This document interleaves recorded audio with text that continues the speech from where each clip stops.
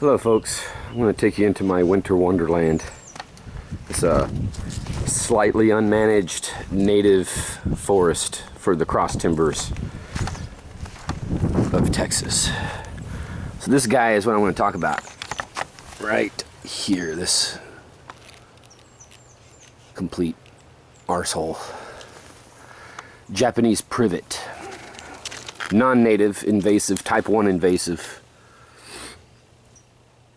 Let's see. You can see the leaves. We'll get some light on it. It's hard to find light in the forest. Okay. The leaves have no serrations. They're completely smooth. It's winter time and it is green. It's evergreen here. There are no evergreen bushes that look like this in Texas that are native. The underside of the leaves are light green, lighter green than the top at least. The leaves, I can't see through the camera, but they are opposite. Anyway, you can look it up. Japanese privet.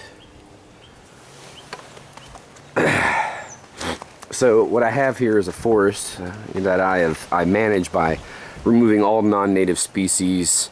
I do some very light pruning to encourage some things to grow, old growth trees, mixed with new.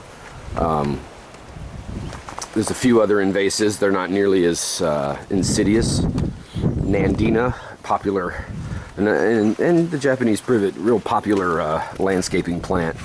I wish people would stop buying. There's another one, see?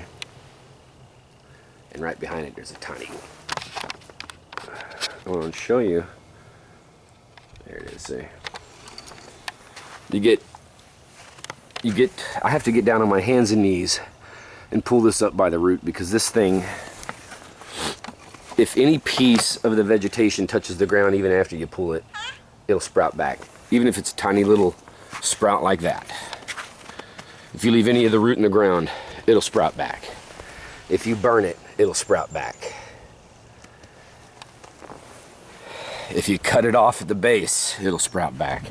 Now, if you cut it off at the base and use an herbicide, it won't. But I don't want to use an herbicide in my forest mixed with native stuff. So we'll get down low here and look at this understory.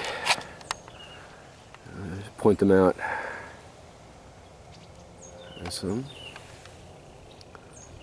There's some back there, see? Yeah, wait, there we go. These biestids. Okay, see? Got some bigger ones. And for every one that you see like that, there's probably about 5 smaller ones that I miss.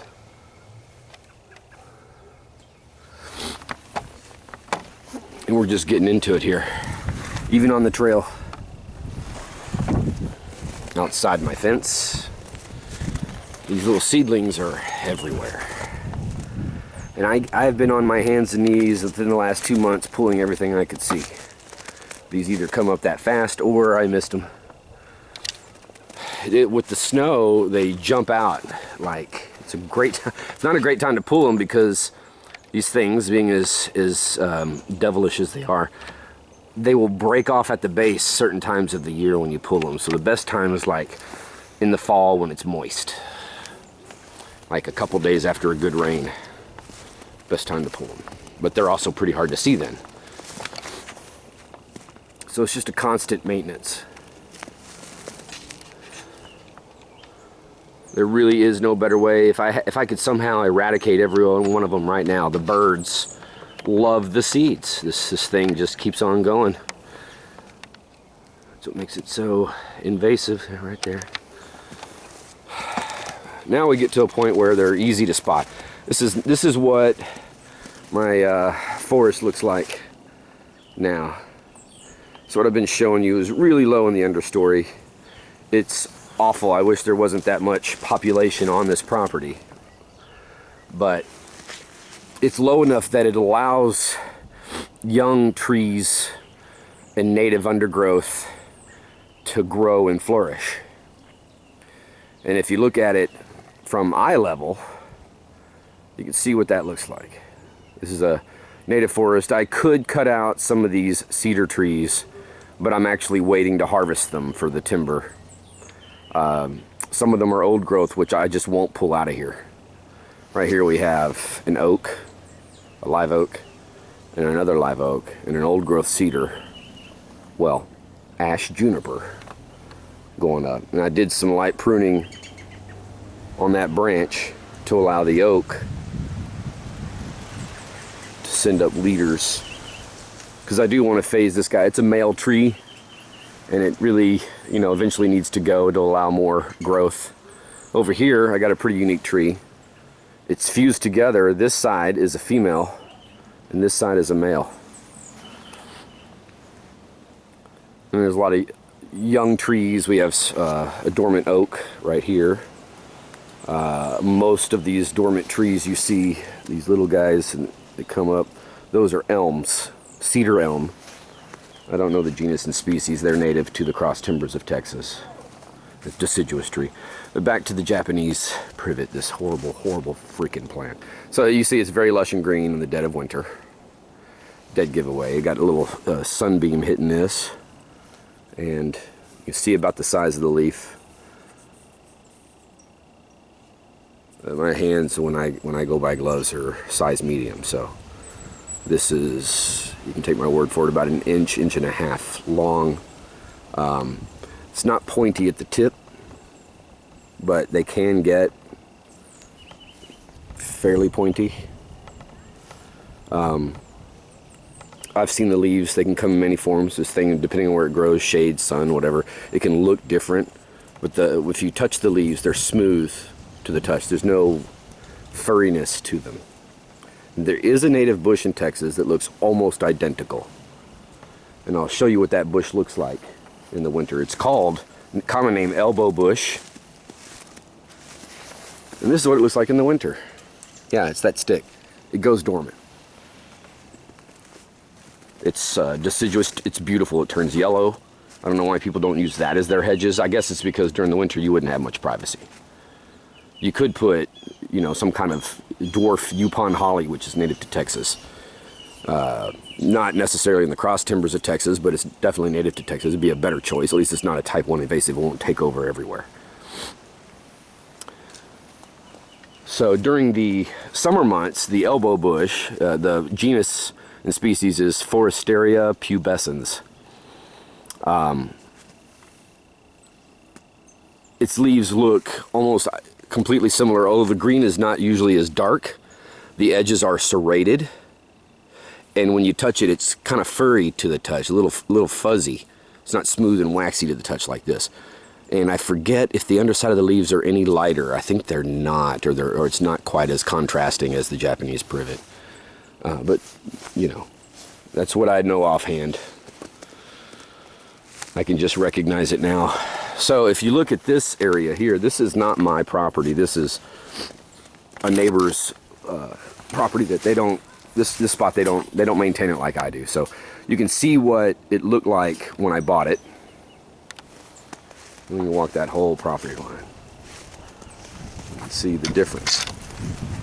Everything you're seeing, all that mess at eye level, you can get a contrast there versus that.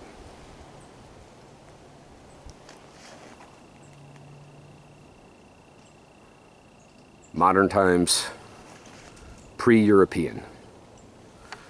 All of that is Japanese privet.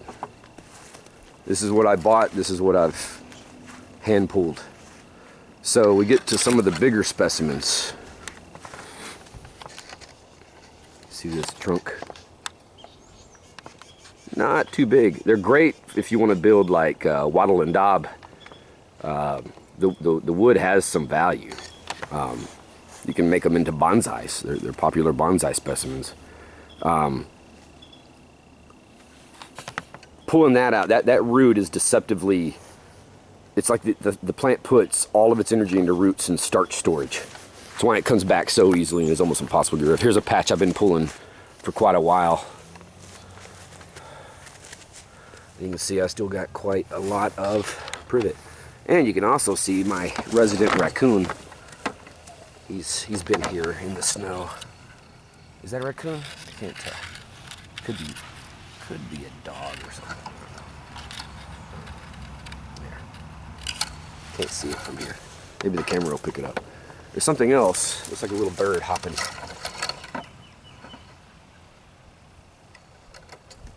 See, those two little hopping through. Got a lot of those actually in there. I can see possum tracks. So for mine, you have to get down real low to the ground level and start looking for these little guys. So what I've done, the strategy I've done to keep these down, it's just easier. That there. Is to wait till they get, you know, about a foot long, and then pull them. They're easier to see. You get a good amount to pull on. A little guy that's about 5 inches tall can have a root that's impossible, and all you'll do is break off the green part. You know, I'll give you the contrast here. Birds love it. You see, oh, they do love it. This stuff grows up to 20 feet tall. Now you can imagine what that does to the undergrowth. How much suppression of light the native undergrowth doesn't get. How few oaks, when you remove all this stuff from your property, then you get this kind of thing. All those are baby live oaks. I can dig these up, transplant these. I know a few people who want some.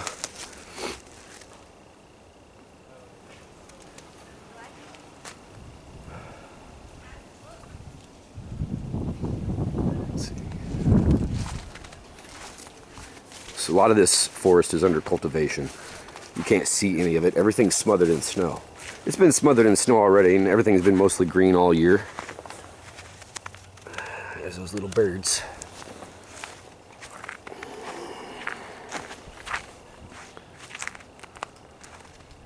It's my grapevines, native grapevine.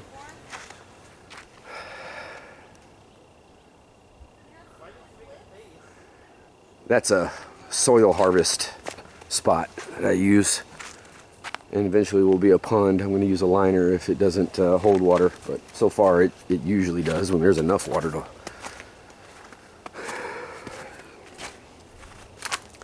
So I'm about to take you to the last spot on my property. Well, it's not technically. I just bought all that over there. I gotta take care of that, but I got one spot on my property. It looks like what all of this used to look like. You can see as I'm walking up, it's pretty open and clear. All I've really done is taken out all the privet. This spot here I did put under cultivation, but I removed no native species in the process.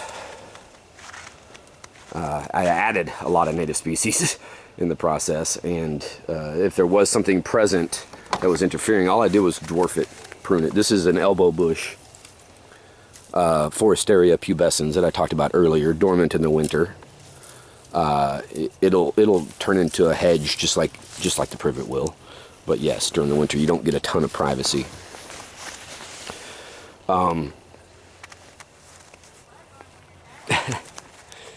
This is, I'm eager to see later after the thaw how this artichoke will do. This is my sage. It did all right. And even my tree collards survived. 2 degrees on my front porch, at least. 2 degrees Fahrenheit. This, now you see this resembles a heck of a lot what you were looking at on the uncultivated property. So a lot of people look at this and they say, oh my God, you need to clean that up. That's just terrible. What they don't realize is that's what it's supposed to look like. I have cleaned it up, but I have this one little spot. It may look huge on camera, but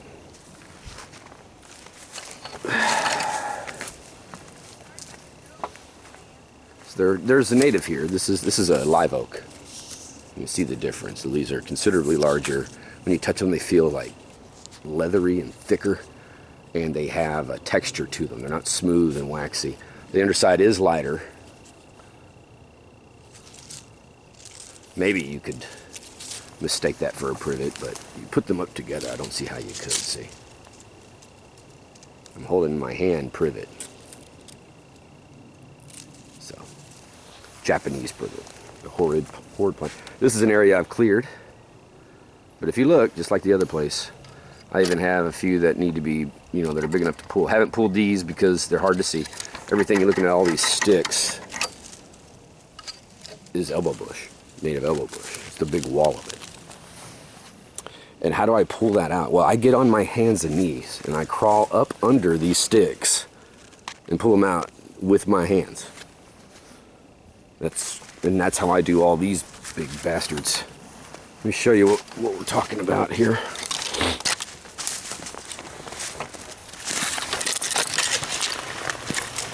You can see the size of the trunk, and this is a small one.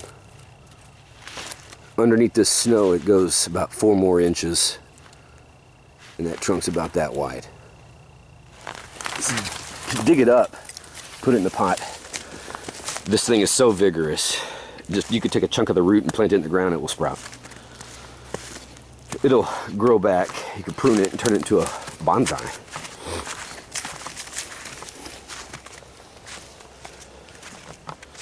So, you know, some of this, like I said, this is cleared. Looks like it would more native. This has been cleared. I have pruned this back. I haven't pulled it out by the root. And I last pruned it back about 3 months ago. I think it was late fall, early winter. And it is up to my chest. That's how much growth you get. That's how much it can do just from starch. That's why, and when you prune it, it will send out runners. It makes it spread along the ground when you do that, like a ground cover. So you actually kind of make your problems worse if you just prune it back, because then it just makes more plants. It's like a hydra. It's a horrible, horrible plant.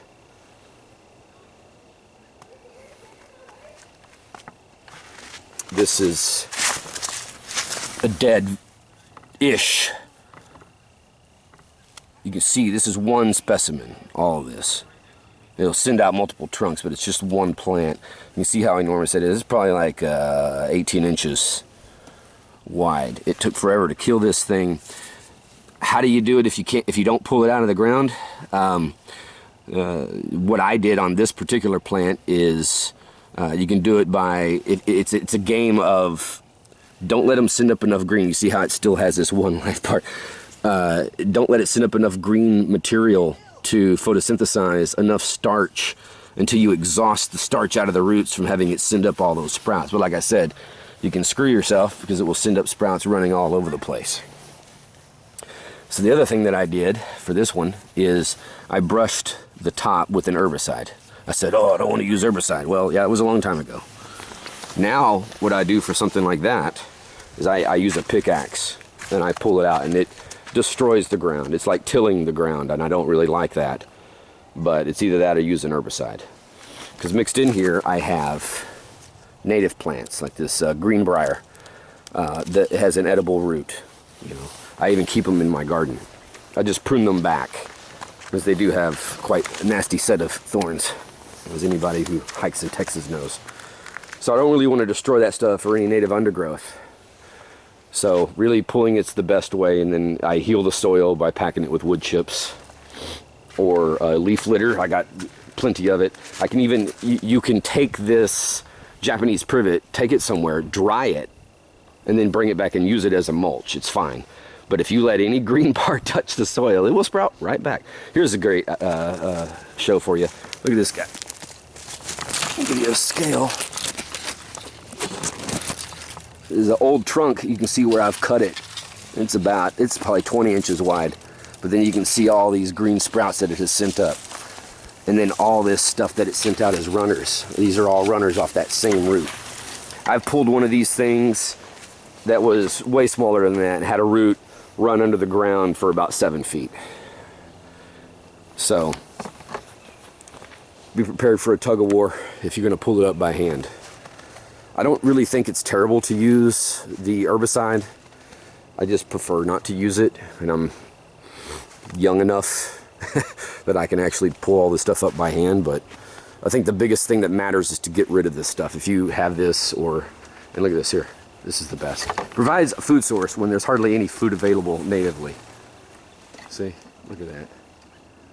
And the birds love it. And if it just drops down here on the ground, pretty much almost all of those will sprout. So it's vigorous with seeds, it's vigorous with any root, even little bits of stem. If you leave any of it touching the dirt and the soil's remotely moist, it will sprout. You can't burn it, you can't. It doesn't want anything. It just keeps coming. It doesn't eat, it doesn't sleep. Look at it. Yeah, I've pulled this spot before. This is all just sprout back. We're walking around this hideous mass. And I say I got this one spot. You can see where it ends and then becomes normal. Yeah, and it may look like I've cleared a lot more than that, but really, honestly, over here, all I've cleared is the non-natives. And I say I've cleared it, but it's Linigan versus the ants. You know, it's never truly, honestly clear, and you can never neglect it. This plant just, when I'm dead, it's gonna win. Here's a spot. I say I had only that one spot. I got a small spot here. It's probably about 10 foot in diameter at most. And I got some nasty, when you see it's just a little tiny spot. And I say tiny because when you go here, it's pretty thin.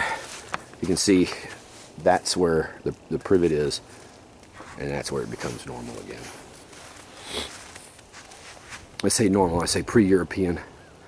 Got some live oaks in there, more ash juniper. I did another video on ash juniper and how I'm going to manage those. I got a little garden bed here, some garlic growing there, and I got some sunchokes, Jerusalem artichokes. There's some cultivation here, yeah. Yeah, Jerusalem artichokes are invasive. Not here, they're not. It's actually so dry and hot here, they actually struggle. So, the native sunflowers do really well. They don't provide a lot of edible, but they do fixate nitrogen really well to provide shade for my crops that can't stand 112 degrees for a month and a half straight. This is a passion flower, native passion flower. I'm just going to look in this bed. I'll probably edit this all out. This is just for me. So, I want to see how things are surviving it after being at 2 degrees. This is a mustard, southern curly leaf. It's going to make it. See, plenty of dandelion. I let all the dandelions grow. And dandelions alone, I could feed my family for a year probably. This is a commercial strawberry. I covered it so it didn't get covered with snow, and it seems to be okay. I'm going to get some sun today. Under here, under that snow, I have a big patch of wild strawberry. And it's already been covered in snow, but it hasn't been at 2 degrees. But I got the stock from Minnesota. So, we'll see. Most of its problem is the heat here. So, I sourced a lot of crops from very cold places. I'm hoping that it works out. And see my garlic. Another garlic. And I'm looking for wild onion. I have a wild onion transplanted. Yeah, it made it.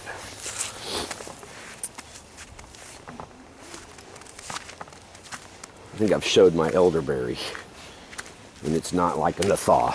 That's why, partly why I'm out here today, is stuff that's starting to thaw out. Yeah. He's sent out runners, and it's been here a while established, and they normally go dormant during the winter. It's been green all winter, so it's going to be fine. I'm sure. I sourced that from a very, very cold place. It's a garlic bed.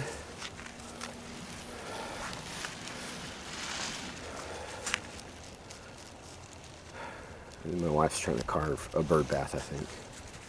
What is that? I'm trying to do one of those, I believe they're the Incans, or which one should live in the Andes? What do you mean? You know, the natives that live up there in the mountains. No. What are they called? I don't know. Mayans? Incans? Well, Well, it's in where the Incans used to live. South America. Like Chile? Yeah, in the mountains. Okay. You know, they wear their colorful clothes and the scarves and whatever. See? You even know what it's called? No. Oh. But see, that's what I'm trying to do. Okay, well, moving on. What are you doing? I'm documenting our garden because I want to see how it looks after everything went down to record low temperatures, 100-year type record lows.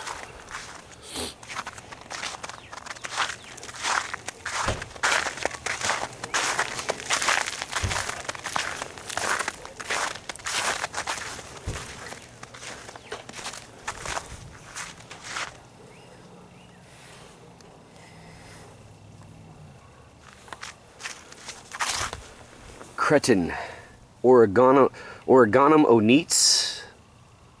I don't know if I pronounced it right, but that's the genus and species. It's a Cretin oregano from Crete, the island of Crete, I suppose. An olive in a pot. This guy, I harvested a bunch of stems before all this freeze so that way I could transplant them. And because they're not supposed to be able to survive temperatures that low, and it does look pretty terrible. Look at this, it's so sad, look at it. But look, I think I've said this in other videos maybe, but you judge it by the new growth coming out. And if you look, the new young leaves are vigorous and springy and healthy. So I think there's enough starch in this stem, and I left enough, but I harvested, so we have, you can see where it's cut. We'll zoom out here, it's probably about that high. I got like 7 good transplant stems, some smaller ones. Swiss chard. It's already been snowed on before and came back that vigorous after being snowed on. The reason why it's so big and there's so many leaves is because we actually have more greens than we can eat. So we don't harvest everything like we should probably. Right now we're just harvesting to eat. This is a Wayne Roderick flower. We have a flower bed, a pretty decent one for, I'll do a different documentation on that, for pollinators to attract them. We got some oregano up under that snow. It's been snowed on before, survived several winters. Here's a Wayne Roderick that's now thawing, and he looks just fine. So I got little potted blackberries, larger blackberries. This is lemon balm, and it doesn't do well in these kind of temperatures. Also have plenty of mint everywhere, but hopefully there's enough roots under the ground that it will sprout back, and I think it is, because some of this stuff is spread over like 6-7 feet. That lemon balm back there is spread over about 2 square feet. It should come back just fine. It has before. And this is the flower bed, which probably, you know, looks pretty hideous to you right now, but if you get closer, this is a dianthus, and there's a bud. See, this ice provides, like letting it fall right on there when there's a lot of growth, it provides the best insulation. It's almost like styrofoam. And even a little light can get through if it's thin enough. Other than putting it in a greenhouse, there's really not a lot you can do better than that, you know. So, as you see it thaw out, you'll see there's stuff under here, more dianthus. We have that dead stuff over there, all that green died back. But it wasn't even supposed to be green this time of the year. That's comfrey. Bocking 14 variety, so it's not the invasive, self-producing, you know, that can create seed. It can only propagate by me digging up the root and moving it. And we have rose bush. This is a native, this is not native, but it's a very old heritage from the late 1800s. And it produces rose hips you can eat. I'm so surprised this guy did this well. This is white sage. It's not supposed to survive below like 20, I don't think, but it made it down to 2 degrees, and I'm just really surprised. You can see he took a hit, obviously, with all that, but his newer growth is springy and perky coming back. It's already been snowed on, it just didn't get this cold. Olive doing well. It's another elderberry. Okay. pretty sure it'll sprout back, I'm sure. Let's see if I can see any. Yeah, see? Some new growth already coming back right there. And if you look right here, you can see a little bit of green. That's another elderberry sprout, because it will sprout from runners. You dig those up and I can transplant them and get elderberry all over the place propagated. When I get enough, maybe I'll dig them up and give them away or sell them. Dormant turmeric. For this in another video. Artichoke, very large artichoke, and you see what's emerging out in the center. The new growth is doing pretty good. This cretin oregano, I think all that's going to die. We'll see what happens with it, but I think at the base it was warm and it'll send up some new sprouts. I think it'll be fine. And I'm more tree collared. These are newly planted, not very healthy, but they did surprisingly really well. I mean, look at that new growth coming out. I did not prune these back. I didn't think there was enough. I've been trying to get these as tall as I can to provide shade to this bed, because in the summer it just gets beat. So I'm really surprised that those survived that. That makes them a real contender. They're never going to be a contender. Okay. I want to document some of the stuff my wife has uncovered. We have a discussion that she doesn't really need to cover anything. That I did a good job picking the varieties and everything. So that's a tree collard. What kind? Richmond's purple, I believe, from Annie's Annuals. There was a tree collard back here I was real interested in, but I guess it's dead. This one would be my next one, most interested. It's quite small. I have a few varieties that I got from Minnesota. I know which ones they are. I probably didn't point them out on video.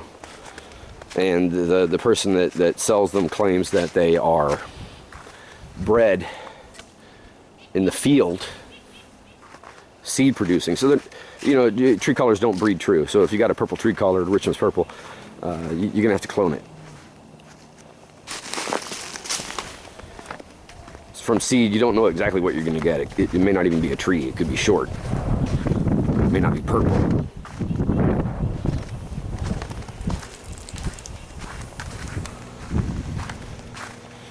But these are tall and they have a little bit of purple. They're mostly green in color.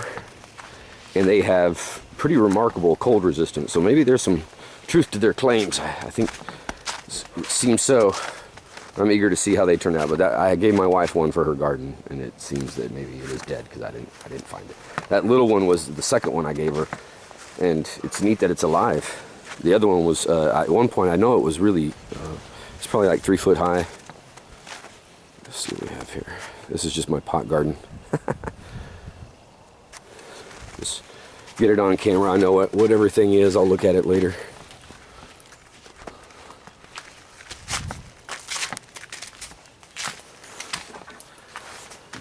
I guess that brings us back around.